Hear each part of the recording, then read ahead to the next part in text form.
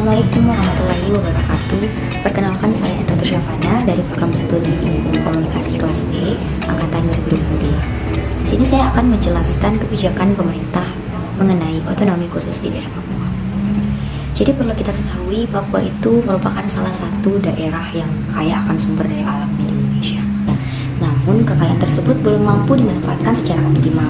Kekuasaan beberapa pihak asing serta belum mempunyai bentuk lokal dalam mengelola aset lokal Papua mengakibatkan angka kemiskinan tertinggi nasional. Oleh karena itu, otonomi khusus diimplementasikan di Papua, yang berarti daerah yang memiliki hak, wewenang, dan kewajiban untuk mengurus daerahnya sendiri yang diatur oleh pemerintah pusat. Latar belakang pemberian otonomi khusus kepada Papua juga ditegaskan dalam Undang-Undang Nomor 21 Tahun 2001 yang menggambarkan bahwa pemberian otonomi khusus kepada Papua dilatar belakangi oleh pengakuan negara terhadap dua hal penting. Jadi yang pertama itu, pemerintah mengakui bahwa hingga saat terbentuknya undang-undang tersebut terdapat permasalahan di Papua yang belum diselesaikan. Terus yang kedua, pemerintah mengakui bahwa telah terjadi kesalahan kebijakan yang diambil dan dijalankan untuk menyelesaikan persoalan di Papua, seperti belum memenuhi rasa keadilan, tidak adanya penghormatan terhadap HAM, penegakan hukum, tidak tercapainya kesejahteraan, dan lain-lain. Undang-Undang Otonomi Khusus Papua memang telah memberikan porsi yang lebih besar kepada masyarakat Papua. Namun, hal itu berubah menjadi bagian dari sumber konflik ketika Undang-Undang Otonomi Khusus Papua tidak dilaksanakan dengan konsisten. Hak, wewenang, dan kewajiban yang diberikan kepada Papua seringkali dibatasi, dikurangi, bahkan ditarik kembali ke pusat melalui berbagai peraturan perundangan yang bersifat operasional dan sekuler. Namun, pemerintah ini berusaha untuk gimana cara mewujudkan negara Indonesia lebih maju dengan upaya pembangunan infrastruktur, perbaikan birokrasi perizinan, perbaikan penyediaan pelayanan kesehatan, dan lain sebagainya. Nah, dari kasus yang sudah saya jelaskan tadi mengenai kebijakan otonomi khusus di daerah Papua, saya akan memaparkan 4 indikator yang terdapat di dalamnya. Jadi keempat indikator tadi ada complexity of problems, ideology environment, information availability, and maturity decision maker. Saya akan menjelaskan satu persatu yang terkandung dalam, kita akan membagi apa saja dalam kasus tersebut. Papua merupakan salah satu daerah yang kaya akan sumber daya alam di Indonesia.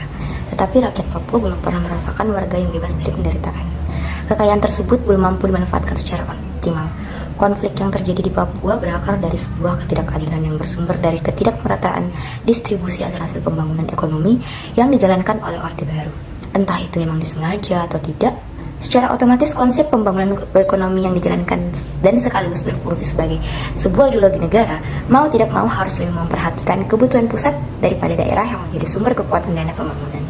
Nah, kebijakan pemerintah dalam menyelesaikan masalah di Papua itu sesuai dengan aspirasi masyarakatnya, yaitu sebagai berikut.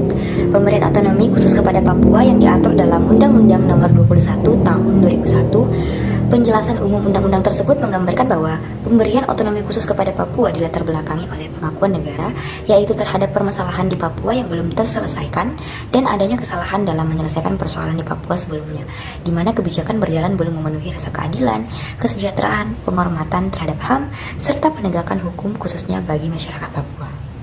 Yang kedua, kita masuk ke indikator ideological environment. Jadi di situ penyelenggaraan otonomi khusus Papua yang menjadi sasaran utama adalah orang asli Papua, dan diharapkan dengan adanya otonomi khusus Papua tersebut, masyarakat lebih sejahtera dan makmur dengan berkurangnya permasalahan yang terjadi di bidang ekonomi. Nah, indikator selanjutnya yaitu information availability.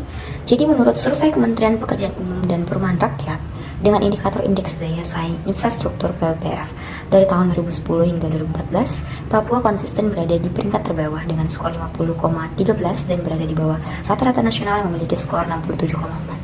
Indeks daya saing infrastruktur sendiri dibangun oleh indikator kualitas jalan, ketersediaan air minum yang layak, kepemilikan rumah, indeks kawasan pemukiman yang tak umum, dan perkotaan. Faktor banyaknya penduduk miskin yang ada di Papua menjadi penyebab rendahnya kualitas sumber daya manusia atau SDM.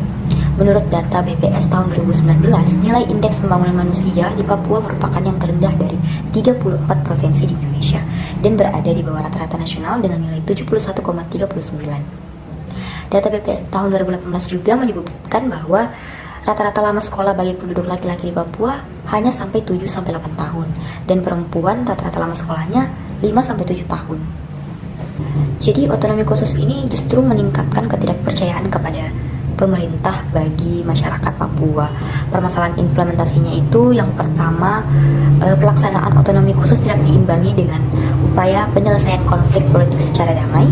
Yang kedua, pendekatan keamanan tersebut sekaligus menunjukkan bahwa dalam pelaksanaan otonomi khusus itu sudah tercerabut dari nilai-nilai dasar yang telah diterapkan, yaitu perlindungan dan penghargaan terhadap etika dan moral, hak-hak dasar penduduk asli, hak-hak asasi manusia, supremasi hukum, demokrasi, pluralisme, serta persamaan kedudukan hak dan kewajiban sebagai warga negara. Terus yang ketiga, terdapat kecenderungan menggerogoti otonomi khusus yang diberikan dengan memperkuat kembali pola pemerintahan yang sentralistik. Yang keempat, masih kurangnya kapasitas kelembagaan yang diperlukan untuk menjalani otonomi khusus, baik karena status legal formal maupun kondisi politik yang bersifat khusus. Dan yang kelima, ada kecenderungan melambatkan implementasi otonomi khusus dengan cara menunda pembentukan peraturan pelaksana yang diperlukan. Nah, indikator selanjutnya itu maturity decision maker. Berbagai cara terus diupayakan oleh pemerintah pusat demi mewujudkan negara Indonesia yang lebih maju. Langkah yang dilakukan adalah melalui upaya pembangunan infrastruktur, perbaikan birokrasi perizinan, perbaikan penyediaan pelayanan kesehatan, dan lain sebagainya. Provinsi Papua termasuk dalam perhatian utama pemerintahan Joko Widodo karena provinsi ini termasuk provinsi yang memerlukan perhatian lebih jika dibandingkan dengan daerah lain di Indonesia. Dengan konsep Nawacita yang dicanangkan Presiden Joko Widodo, pemerintah menaruh perhatian lebih terhadap daerah-daerah terluar di Indonesia termasuk Papua. Perhatian pemerintah direalisasikan dengan anggaran khusus yang dari tahun ke tahun semakin meningkat. Gubernur Papua Lukas NMB menyebutkan bahwa perlu dilakukan penguatan fiskal daerah dengan menerbitkan Perdasus, Peraturan Daerah Khusus, nomor 25 tahun 2013 yang mengatur bahwa alokasi dana otonomi khusus dari pemerintah pusat akan dialokasikan 80% untuk kabupaten atau kota dan hanya 20% untuk pemerintahan provinsi. Ini adalah upaya pemerintah provinsi untuk memperkecil ketimpangan baik ekonomi maupun sosial yang telah terjadi di daerah Papua. Pemerataan pembangunan ekonomi menjadi tujuan utama kebijakan ini. Jadi kesimpulannya, dengan alokasi dana otonomi khusus yang dimaksimalkan, dengan penyederhanaan birokrasi serta perencanaan pembangunan Papua yang komprehensif tanpa mengorbankan pembangunan fisik maupun non-fisik, pelaksanaan pembangunan di Papua dapat dijalankan dengan lancar.